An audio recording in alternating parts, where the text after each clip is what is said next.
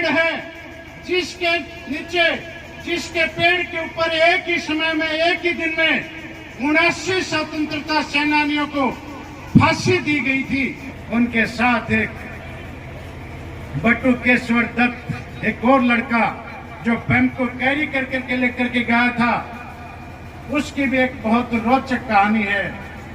बहुत अच्छी लगती है कि परीक्षा में चौथा रैंक था नेताजी सुभाष चंद्र बोस का, परंतु अपने लिए वो एक दिन जीवन नहीं जिए। जितना दिन दिए इतने देश के लिए जिए और एक दिन सुख की सांस नहीं ली। ऐसे नेताजी सुभाष चंद्र बोस हमारे थे। आज इस राष्ट्रीय महापर्व के उपलक्ष्य में हम सबको आशीर्वाद और मार्गदर्शन के लिए आए मां सरस्वती के वृद्ध पुत्र और माता सरस्वती ने जिनको समय और अवसर के अनुकूल कहने के लिए कलेजा और शब्दावली दी है, आदरणीय प्रोफेसर रामविलास जी शर्मा, और इस मुबारक मौके के ऊपर हमारी जिला परिषद के चेयरमैन, हम सबके द्वारा बनाया हुआ प्रमुख, बहुत सौम्य है, बहुत स्वीट है और अपने इस वार्ड के ऊपर बहुत मेहरबानी करते हैं। ऐसे छोटे भाई डॉक्टर राकेश, इस अवसर पर कुक्षी गांव के सरपंच भाई अनिल, नांगल सिरोही के सरपंच साहब श्रीमान गोकुल सिंह जी, इस अवसर पर हमारे साथ आए प्रिंसिपल साहब, और इस अवसर के ऊपर जो इस इलाके में ही नहीं पूरे हरियाणा में ख्याति प्राप्त यूट्यूबर, पत्रकार भाई शमशेर कौशिक, बीडीसी के मेंबर, इस गांव के नौजवान सरपंच, सभी पंचगण, मेरे सामने बैठे हुए प्रतिष्ठित बुजुर्गों, हम उम्र साथियों, प्यारे बच्चों, मातृशक्ति, मैं सबसे पहले तो आप सभी को बधाई देना चाहूंगा कि आप लोग ऐसे महापर्व को मना रहे हैं। ये जो खुला आसमान है, ये जो स्वतंत्रता है, ये हमें कोई बातों में नहीं मिल गई थी। इसके लिए हमारे देश के 7,32,000 नौजवानों ने शहादत दी थी, तब ये स्वतंत्रता हमें मिली थी।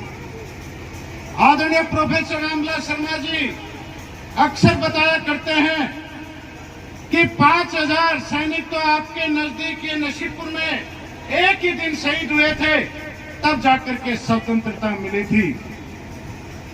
एक पेड़ है जिसके नीचे, जिसके पेड़ के ऊपर एक ही समय में, एक ही दिन में 79 स्वतंत्रता सेनानियों को फांसी दी गई थी, तब यह स्वतंत्रता भारतवर्ष को मिली थी।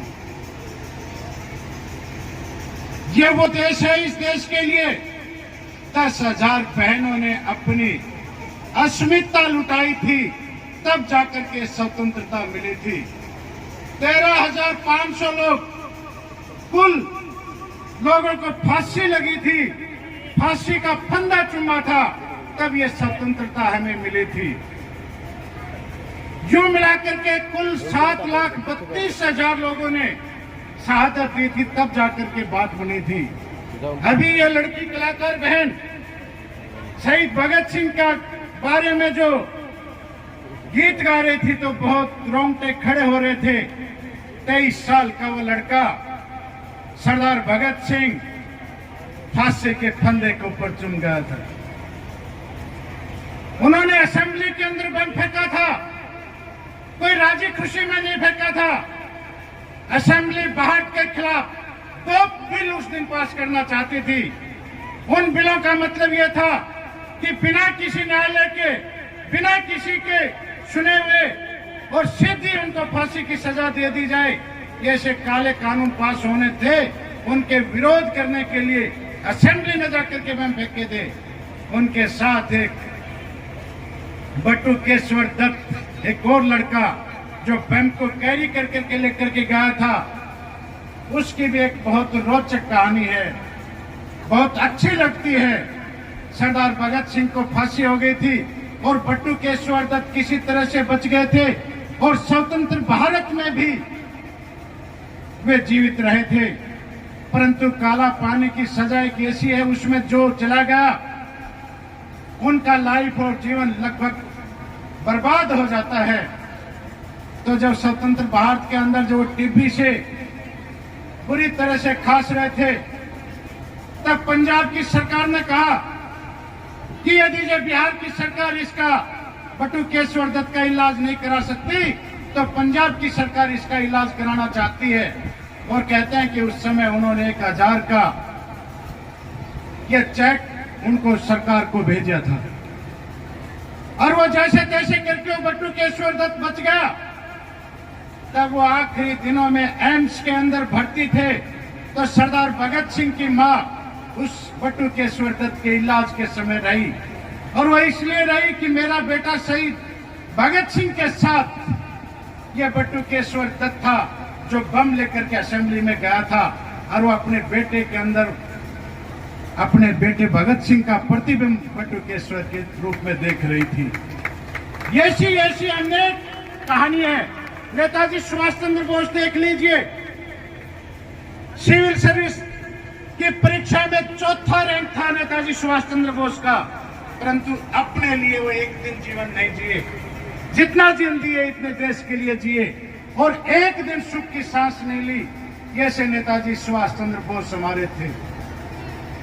और आप लोग सभी जानते हैं 14 तारीख जो रेलवे वाले जो एक घटना हुई थी, हमारे 24 क्रांतिकारी जो एक दिशा देने वाले थे, तो एक देश को परिवर्तन देने वाले थे, उसमें अपनी जान खपानी पड़ी थी।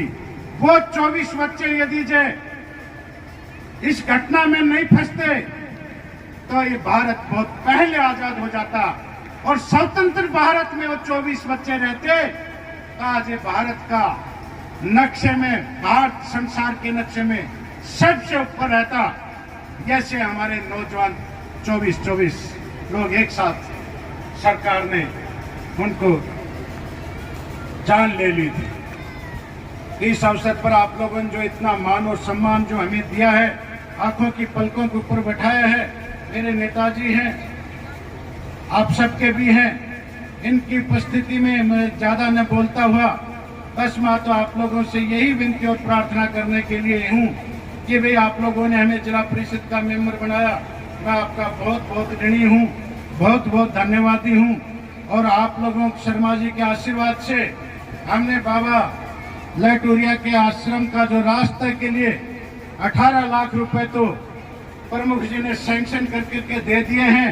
आदरणीय प्रोफेसर रामविलास शर्मा जी के आशीर्वाद से आ गए हैं, और बाकी जो बचेगा ये पूरा रास्ता कराएंगे। और इसके अलावा 13 तारीख को जब हम मुख्यमंत्री से मिलने के लिए गए थे, आदरणीय प्रोफेसर रामविलास शर्मा जी मुझे लेकर के गए थे, उस समय आपके गांव के 11 काम और हम स्वीकृत करा करके लाए हैं। ये संशय कौशिक मेरी इस बात को रिकॉर्ड कर रहा है, इसलिए बताते हुए मुझे बहुत प्रसन्नता हो रही है। इस गांव ने जो इतना मान और सम्मान मेरा और हमारी पूरी पार्टी का दिया, मैं आपका बहुत बहुत ऋणी हूँ, बहुत बहुत धन्यवादी हूँ। इस अवसर पर हमारा जिला प्रमुख छोटा भाई इस मुबारक मौके के ऊपर आया, मैं उनका भी अभिनंदन करता हूँ, उनका भी स्वागत करता हूँ कि छोटे भाई को हमने जो कहा वही जिला परिषद में लिख दिया और इतनी ग्रांट आपके वार्ड को दी है। मैं जिला प्रमुख भाई का बहुत बहुत अभिनंदन करता हूँ, धन्यवाद करता हूँ। जय भारत, जय हरियाणा।